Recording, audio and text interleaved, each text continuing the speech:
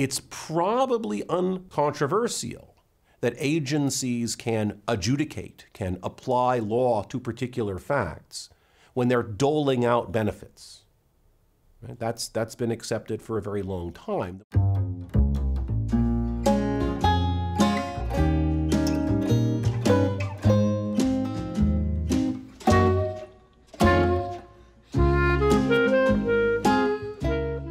The more interesting question is whether you can have agency officials doling out fines and penalties. Are they doing it with due process of law simply because they hold lots of hearings, put on robes, and act like judges? Or do they actually have to be honest-to-goodness Article III judges to perform that? Just last year, the Supreme Court decided a case involving a newly created agency called the PTAB, the Patent Trial and Appeal Board.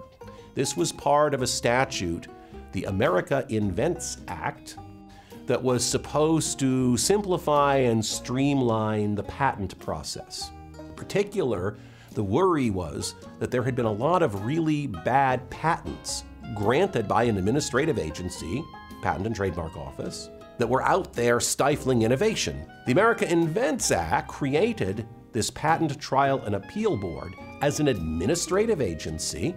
They're called patent judges, but they're not Article III judges. They're administrative officers. And what this body does is it hears complaints from people about supposedly lousy patents. It looks over the patents that have already been issued and that are out there and decides whether or not to cancel them. So you have an administrative body that's invalidating or canceling patents that have already been issued to someone. Can they do that? If you think patents are property, the kind of property that the Fifth Amendment is talking about when it says don't deprive people of life, liberty, or property without due process of law, then you have the question whether you can have an executive body, an executive agent, simply making your property disappear without going through the process of an actual honest-to-goodness trial in an Article III court.